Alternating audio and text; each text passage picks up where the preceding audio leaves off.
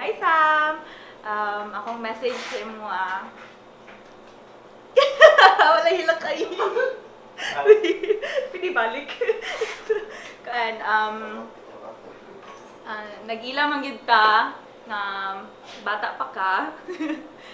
Pero ni dako ka kauban silang MIKO ug si Scarlett, and excited kayo mi nga makit-an mong tulo nga you grow up together as one family. And hinaot unta nga mo padayon ang imuhang attitude towards friends, towards family, and excited kayo mi ani nga adlaw. So, best wishes sa imuha and kay MIKO and kay Scarlett. Okay na?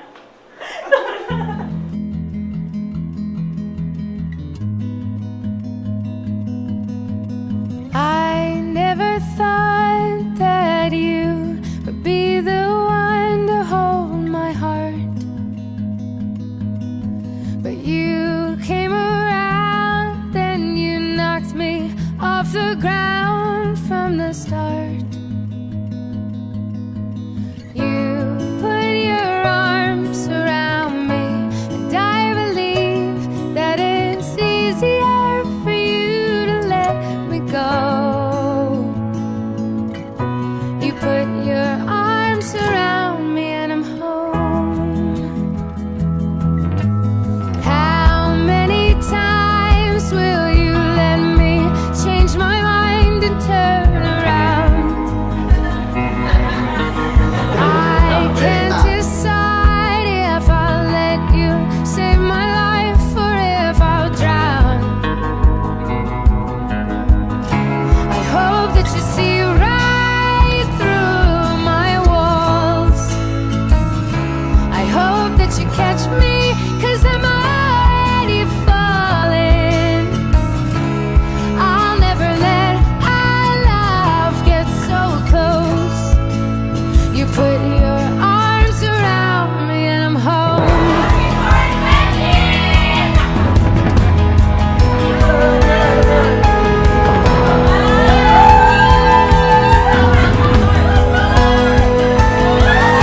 The world is coming down on me and I can't find a reason to be loved. I never wanna leave you, but I can't make you bleed if I'm alone. You put your arms around me, and I believe that it's easier for you to let me go. I hope that you see right through my walls. I hope that you catch me, 'cause I'm already falling. I'll never let our love get so close. You put your arms around me and I'm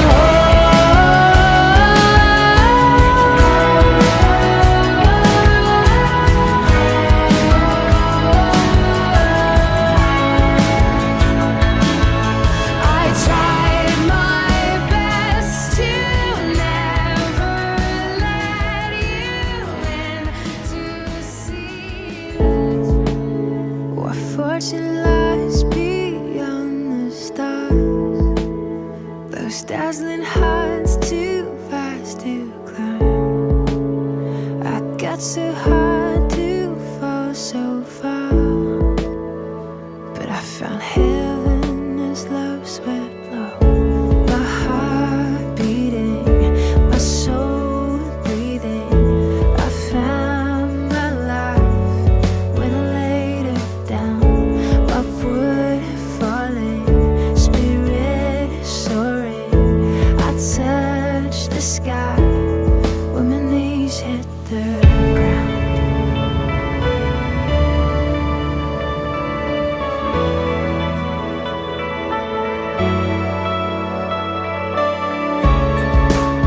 What treasure waits within your skies?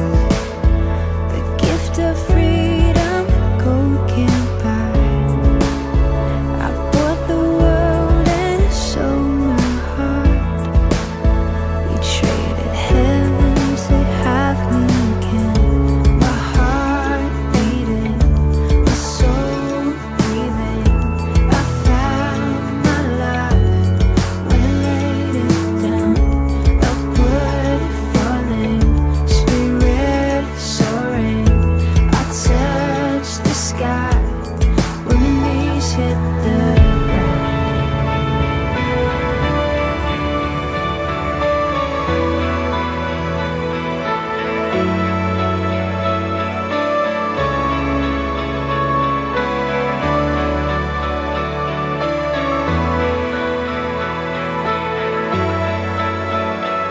Find me here at your feet again. Everything I am, reaching out, I surrender. Come sweep me up in your love again, and my soul is on the wings of forever. Find me here at your feet again.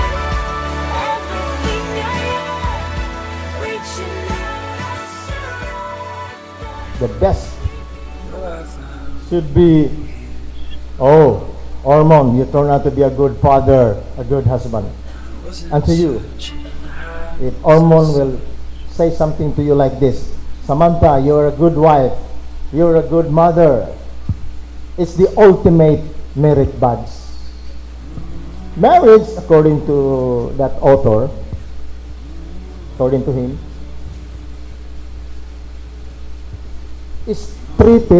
should be treated like a personal project. And because it's a project, then we work on it and we try to perfect it. We try to perfect it. Others would say there is no perfect marriage, but that should not prevent us from trying to perfect it. It should not prevent us from trying to perfect it. Now, let's go to the basic. Armon, I think I'll ask the bride first, no? Samantha. Why marry Ormond? Because I love him, and every time I hug him, it feels like I'm home. How about you, Ormond? Why marry Samantha?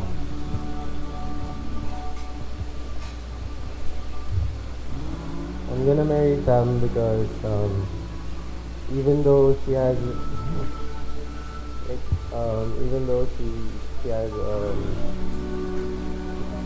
quirks, yeah, First. well, I can accept it and I have no problem with it. I just love her. So you love her too. Okay, that's good, no? Love as a reason for contracting marriage. Usually the next question that I would like to ask is, Ormond, what is love, by the way? What is love? Love is integrity. What? Love is integrity and the commitment. Okay. Oh. She nodded, huh? How about you, Samantha? What is love? Love is grand gesture that you're willing to do anything for that person. Yeah, it's sacrifice Okay. and attraction, of course. Anyway, every time I officiate marriage, I always ask that question. The reason for entering into a contract of marriage is love, then what is love anyway? Let me share to you my thoughts now on marriage. Basically, maybe from my experience, but most of this, it's not actually mine. Something which I've read from a book. I do not know if you have heard of C.S. Lewis. C.S. Lewis. You are familiar with C.S. Lewis? the one who wrote the Chronicles of Narnia, Lion, the Witch, and the Wardrobe, Prince Caspian, The Voyage to the Dawn Treader. 7 books. Actually, C.S. Lewis is a Christian apologist. He wrote Four Loves, book Four Loves. That's one of the books that he has written. First kind, according to him, the first kind of love. Hormone, I know that, I think one of your parents died. So, your father is here. Your father. The father of Hormone. The father of Hormone is here. Okay, it's okay. How about you, Samantha? Your parents, your mom. The mother of, okay. The first kind of love, based on familiarity, affection. Example, the love of your parents to you. How did your parents love you? I think you know that.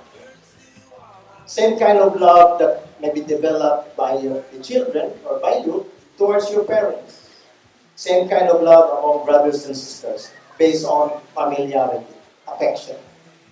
Very natural thing. Second kind, based on common interest. People who likes what? Anong sport ang gusto mo? You have sport or what? Dota or what? E-sport? Martial arts? Mix. Oh!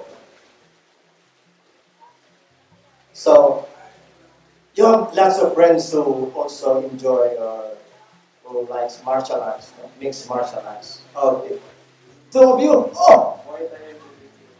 Muay Thai? What? So, people of common interest, usually they join together, and they become friends. The second kind of love, the love between and among friends. The love between and among friends. Because of common interest. And the third kind, what's the third kind of love? Yes, Samantha, what's the third kind? Huh? The third kind.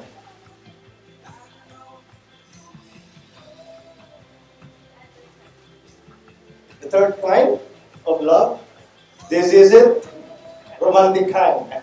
The love between a man and a woman to a man. That's the third kind. It's kind of different from loving your parents.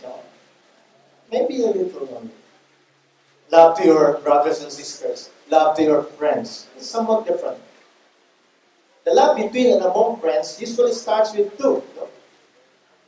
Then, mayroong isa na gusto rin siya ng mixed martial arts, magiging 3, 4, 5. Eventually, kung sa basketball pa, magiging barangay general. Marami na sila because they have a common interest. But in the romantic kind, eros, pwede ba dagdagan ng isa?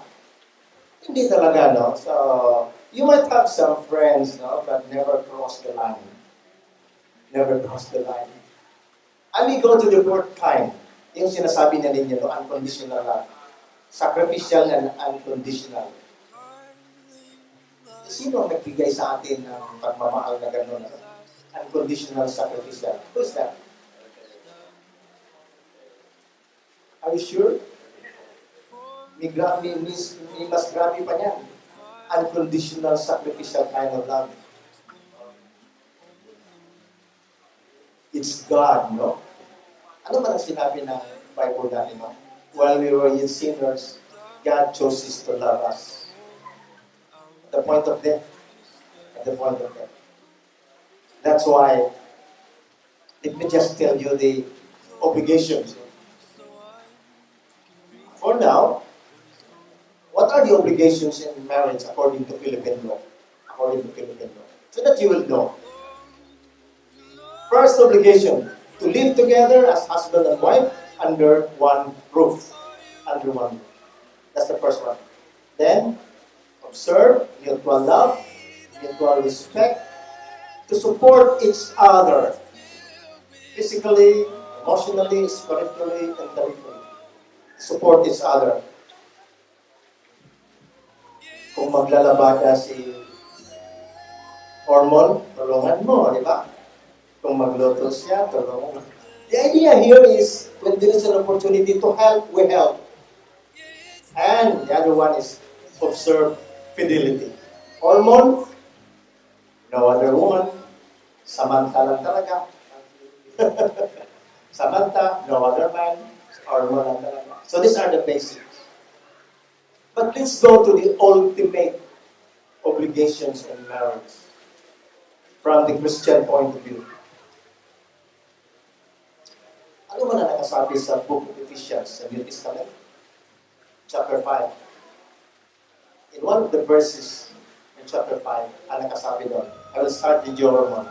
Husbands, including me. Husbands, love your wives just like Christ loved the church. The church here is not a building, no? It's not a belief system, but the church refers to believers. Mga tao ito. So how did Christ love us? To the point of death. To the point of death. Ganyan katindi ang obligasyon ng isang katulad ko. Husbands. And to the wives. Ano mga nakasabi sa same chapter? Wives, submit to your husbands as to the Lord. Ano ang ibig sabihin niya? Sabi nila is, all commentators on this. The submission of the wives, or the submission of a wife to her husband is just like the submission of Christ to the will of the Father. Ano man ang gusto ng God the Father? For Him to die on the cross. Parehas lang talaga, no? The ultimate. The ultimate. So now, another thing about marriage. Getting married is one thing. Staying married is another. Will you be still married after a year, 5 years, 10 years, 15 years? Hopefully, no? More, no? C.S. Lewis wrote another book. In that book, in that particular chapter, he raised this question. What is that kind of love that runs the engine of marriage when you'll be married? Anong klaseng pagmamahal ang magpapatakbo ng pagmamahalan ninyo as married couple? This is how he described it. Love in the second sense. Love in the second sense. It's not merely a feeling. It is a deep unity maintained by the will. I will choose to love my wife, I will choose to love my husband. Because after all, love is a choice. I will choose to love my wife, I will choose to love my husband. Deliberately strengthened by habit. Ano kaya ang habit ma-develop when you once you are married? No? Both of you are mixed martial arts, so exercise na mixed martial arts. Going to church together is a very good habit. Praying for each other is a very good habit. Kung birthday ni Samantha, ano man ang gagawin mo, Ormond? Kung birthday niya ni Samantha, birthday niya, ano gawin mo? Haranakan mo siya? Date? Ganyan ba, no? Develop a habit. Ikaw naman, Samantha, yung birthday ni Ormond. Surprise him. But one thing for sure, enjoy your marriage. Enjoy your marriage. As I've said, marriage is not easy. But when that time comes, sabihin nila na lalabas na yung mga compatibility issues. Because yung iba kasi, incompatible me, tapos na ang marriage namin. Let us remember, one of the purposes of marriage, despite lumalabas yung incompatibility, is to survive through it. You have to survive through it. Ganyan talaga. Because men are from Mars, women are from Venus. Iba talaga tayo. Iba talaga. It's really up to you. It's really up to you. That's why deliberately strengthened by habit, maintained by the will. So, of course, pag may mangyari yung magkamali ka o hindi ka umuwi, hindi ka nagpaalam, pag magkamali tayo din, let's just admit that we have really committed a mistake. Then, ask for forgiveness. Ito naman sa manta, of course. Patawarin mo rin. The idea here is, if you commit a mistake, we just ask for forgiveness and we forgive and move on. Enjoy your marriage. Enjoy your marriage. Enjoy your marriage. Now we go to the next part of this ceremony. But before that, I will address this to the audience. Sino ang tutol sa kasal na ito? Meron ba? Is there anyone present here who knows of any impediments why I should not continue this marriage ceremony? This marriage ceremony. Wala. For one thing,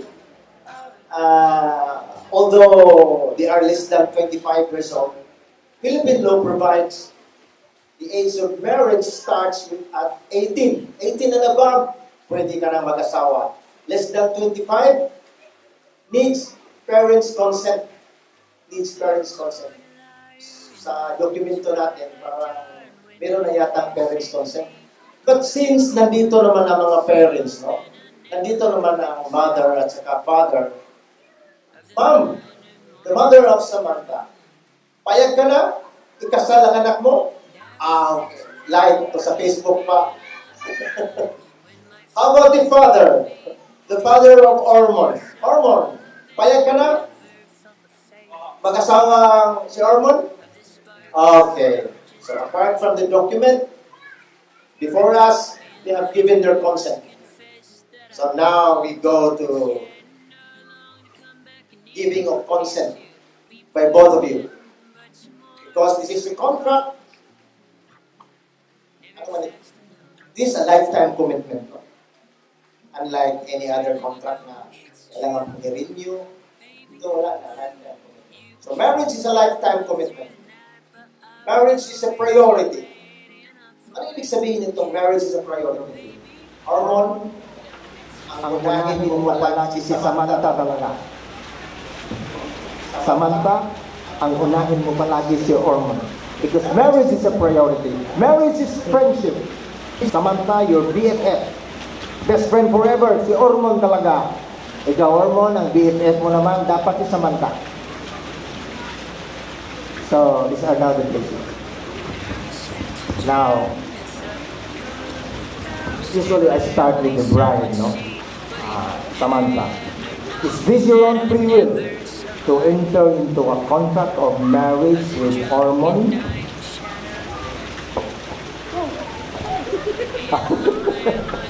Ormond, is this your own free will to enter into a contract of marriage with Samantha? Now, we go to the most important question in a marriage ceremony.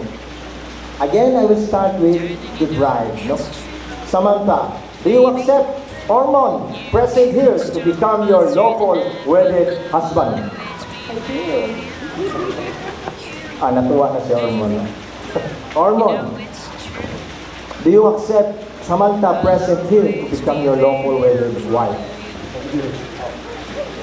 Now, we see what you have spoken, no? Before me and before your witnesses here. Shall we have your ring ceremony? The exchange of ring.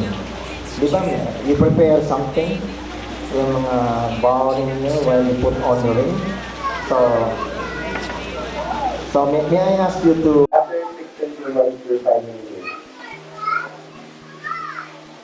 My favorite person, and I love you with all my heart. From this day on, I promise to tolerate your eyes closed and to always defend you from wherever you fight.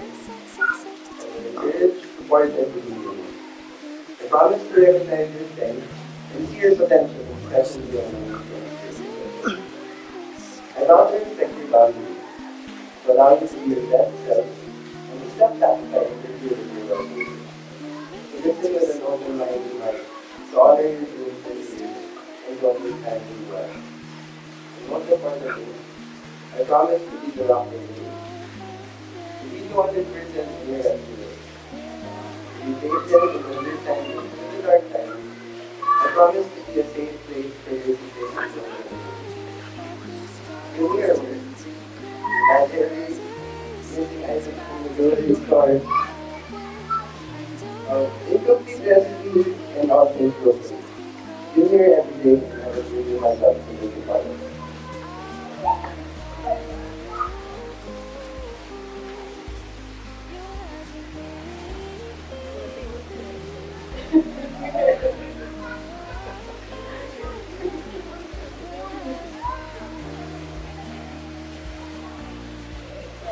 I want you to know that ever since the beginning, I was literally figured you guys everything. Turning away that practically in my heart was a life.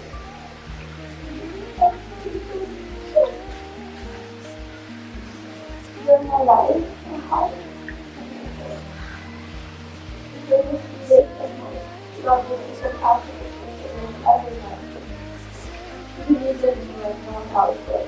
You showed me how to love was founded and the reason I accepted. You know that in the worst of your life was the person ever that married you to the easiest place that ever knew. I'm so lucky to have found you in love. You make me feel wonderful through my life of being so many parts of my life. With you, I feel love. I appreciate it. You have given me so much together. So we had our ups and downs, we remain faithful, and our bond has only grown stronger. So remember when you used to be tired and you were back here?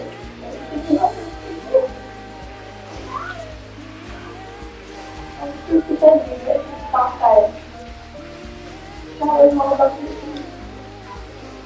You have the rest of the day together. Then when we live without you, I will ever. My best friend is my one and one to love. And I believe in everything you will do. And it's all about my feelings together.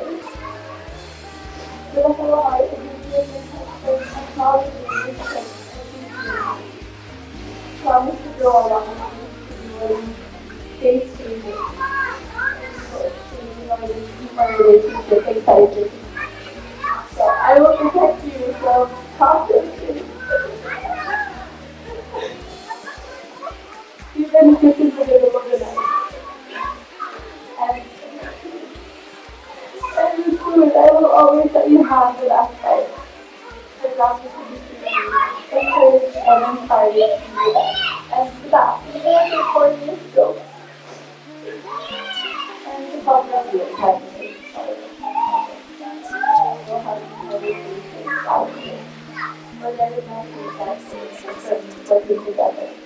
I promise to help hope and together and together, and I found you give wife as your mother and children. And you will always have my deepest love, fullest devotion, and my perspective. I want to make our family's love and happiness my top priority. I can't wait to grow old and be with you. And get to know the man that you will become. And fall in love with you. And let you live.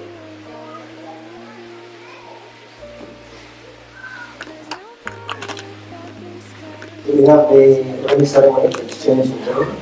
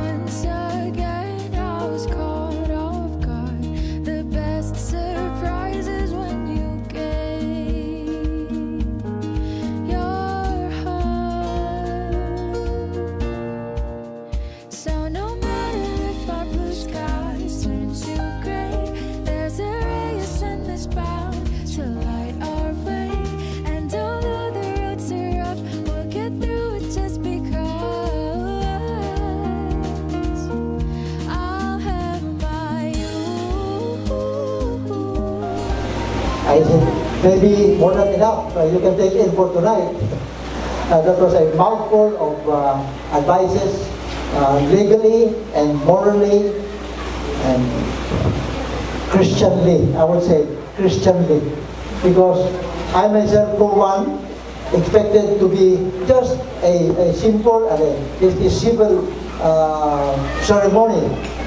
But what he did was a very, very Christian way of celebrating. Inun pa niya, MIKO, priority mo si Sam, priority mo si MIKO. So you can think together already. Although individually we will remain with our individual way of thinking, but this time you can think together. I would advise, think of the basic things he just said tonight to you for your growing relationship, because this is not for a day, this is not for a month, for a year, but for a lifetime bonding and loving and rearing up your family. So I don't have to deal much more. Just recall and remember and keep it alive between the two of you mutually as you go on in your life, because you have your own life now with your papa here, with your lolo here, and with all your titas and mga uncle ni mo, tita ni mo, and the mama of Sam and June. We are all behind you morally and spiritually. We'll be praying for your intentions. And like what the presiding judge said, addressing himself to the principal sponsor. A blessed life in full happiness, joy, and much laughter. Sam is the sunshine to all that know her improvement, as all children are, the most beautiful gift and blessing I have ever been given. As a little girl, Sam was always happy, always finding the good in everyone. This quality permeated every aspect of their life. As a mother and as a partner, you are the natural man, giving my beautiful grandchildren a blessed life of love, fun, and caring. Sam, you have beautiful partner in MIKO, and I'm proud of you both. Thank you, MIKO. I value the love, laughter, and security you gave to my daughter. Thank you again. Together you both create a wonderful family. I know Sam loves you with all her heart, and that you are her true friend and true love. I know you were young, very young when you first met, and 6 years ago. You have already some tough storm together and stayed by each other's side, and I respect you both for that. We only have to look at Scarlett to see how much love, security, and peace there is in your family. Your love and respect for each other and reflected in your beautiful girl. You know how much I love you. To the moon and back. Some I know there were times that were not easy for us. I remember the challenges we had in your teens, and I know we have talked about it, but I wanted you to know that sometimes as parents we don't always get it right, and that we have many lessons to learn. Children are the greatest gift, and we gain so much and learn much for our children, and I'm grateful that I have to learn in a great deal with my darling daughter. And now, if you are gone, I may not hold your hand each day. I will always hold your heart. Sam and MIKO, you have my support and love for you as a couple and as a family. May you both be blessed with much happiness, love and laughter, and may today's joy always stay with you with all the heart, and congratulations. I love you both. Experience with the most. And having to see them grow and actually go through thick and thin with each other, I know for sure that both of you would say it's worth it for one another.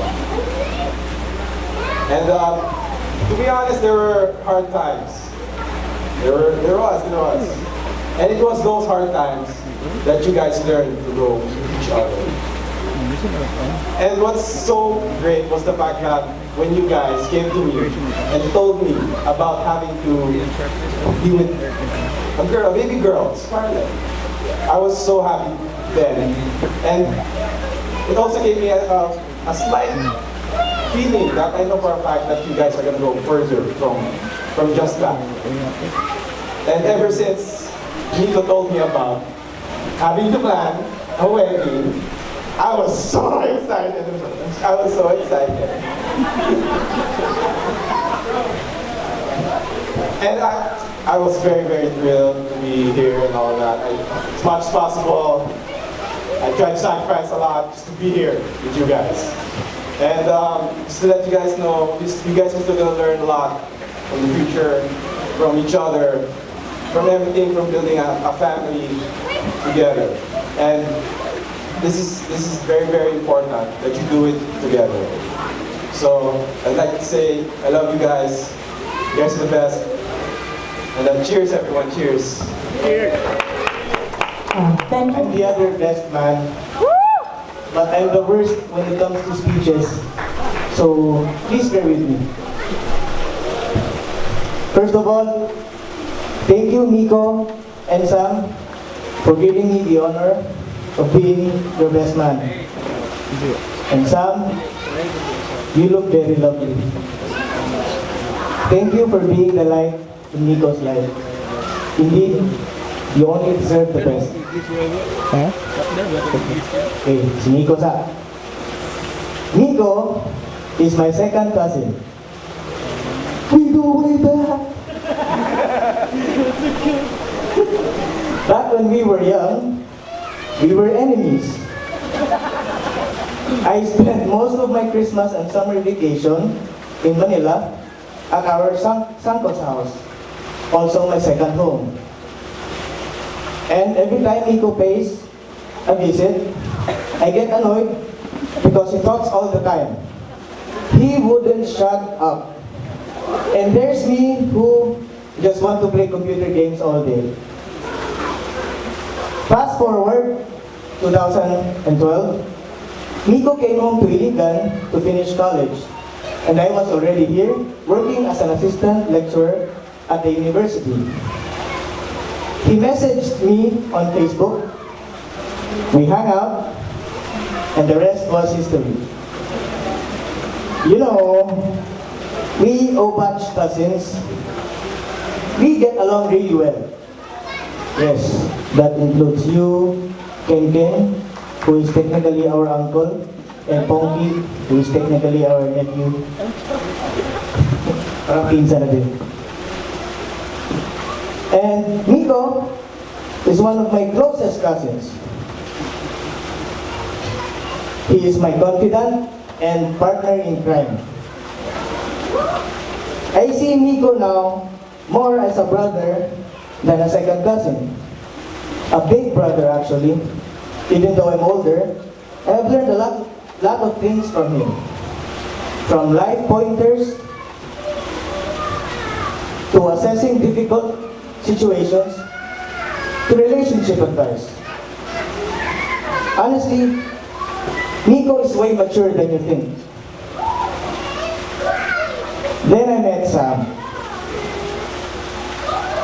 At first, I find her pretty, but very intimidating. To be honest, I was afraid of her. I couldn't even start a conversation with her. But as time progressed, I got to know the real Sam. Fearless and caring. Classy yet thrifty. Straightforward and sincere. Very hands-on. and most of all, a great cook, a very remarkable woman. Then came along Scarlett, a sweet little angel who, just like her mom, simply loves life. And sometimes, kasi, just like her dad. I am so lucky to have witnessed it all. From the day she was born, to her christening, to her first, second, and third birthday. Seeing both MIKO and Sam through the years has been incredible. It was never easy for them. All the hardships, criticisms, doubts that were thrown at them, they somehow managed to overcome it. These challenges and hardships didn't deter them or tore them apart. These challenges brought us here now to witness a love that is truly unconditional, a love that is built to last a lifetime.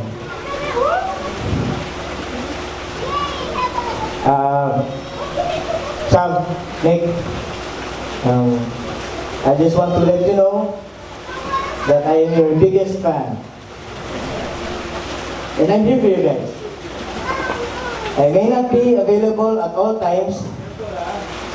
Minsan kasi wala akong load. Pero, text lang, chat lang, call me. So, I request everyone to stand up. Hindi na kailangan, just raise your glass. And congrats sa amin, MIKO. I met her around summer of 2014 at a local gastropub with her now husband, MIKO, and MIKO's cousin, Sam. She said I was her very first friend in Iligan since moving in with MIKO. And it didn't take long for us to be close friends because she has this accommodating personality. Dito joke ha, we don't. Inuuna niya talagang halagaan ng dalawa sa lahat ng bagay. And remember nung nagka-dengue si MIKO? Gusto mo talaga malagaan si MIKO sa ICU nun, kahit late na sa gabi na kinarga mo si Scarlett sa isang braso. Tapos gumagamit yung tatlo sa isang braso. So para kayong ganito. Para kasi incredible. To MIKO, he has been a great father to Scarlett and an adorable partner to Sam. Few examples are, pag sinabi ni Scarlett ng nana, and no one's around kasi nag-work pa si Sam, you would make the nana for her and babysit her until makita mo si Sam na okay na siya or wala na siyang ginagawa for Sam. You've known each other for 6 years. And whenever we hang out, parang kahapon lang tayo naging couple kasi ang sweet-sweet niyo lagi sa harap namin. You've shown to us that even though life gave you Scarlett a bit too early, I wish Sam's dad, Mr. Richard, and Tito's mom, Tita Angie, I wish they are both here to celebrate with us, to witness how the three of you are growing up well, and may you continue to be this power couple that we were rooting for since nagsettle kayo dito sa Iligan. Cheers to a brand new chapter of your life, Sam and MIKO. MIKO and Sam, I wanted to tell you both how absolutely spectacular you're doing today. You guys really are a beautiful couple. So I met both couples not long ago, and the thing about them being together is crazily incredible. Sam is an amazing girl. She puts thought, effort, and dedication into everything she does, and I know Sam will approach her new role as a wife in the same way. And to you, MIKO, You are one lucky man. You really are. I can't thank you enough for making Sam so incredibly happy. And it is with great comfort knowing that she has a man who is caring, loving, spontaneous, and supportive by her side. Before this moment, you have been things to each other: acquaintance, friend, companion, lover, dancing partner, and even a teacher. You have laughed, cried, matured, and have become stronger as a result of one another. Today is not only a celebration of where you are now and the road ahead, but the road that has brought you here. Here's to love, laughter, and happily ever after. Congratulations to the newly wedded couple. Cheers, everyone!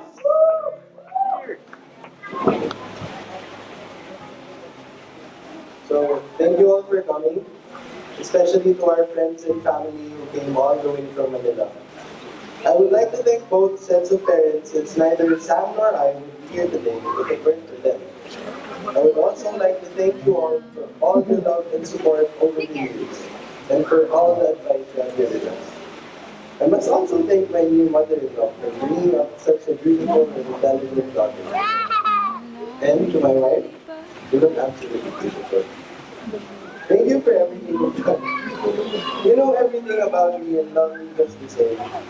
I am extremely lucky today to be the one to carry you, and I hope this is the start of many happy. And to Scarlett, never is an amazing girl. And I love you so much. Thank you. So Lisa and I feel privileged to be sharing this day with all of our friends and family who have been so important to us throughout our lives. Thank you all for your efforts and sacrifices you have made with us to be with us today. So I also want to thank our wonderful parents, of course, not only for the love, support, and guidance over the years, but also for everything that you have done to make this day perfect.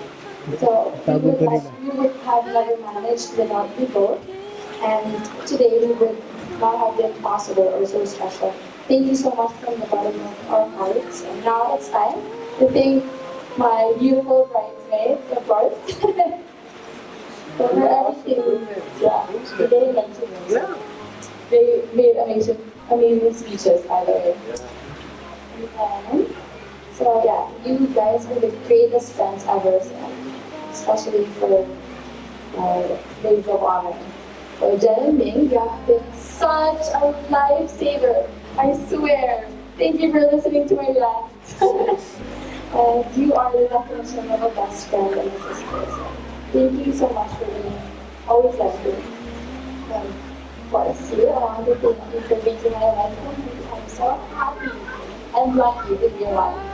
And I look forward to our life together. And finally, we would like to thank each of you for being here with us in this special way. Kapaniwala sa nangyari.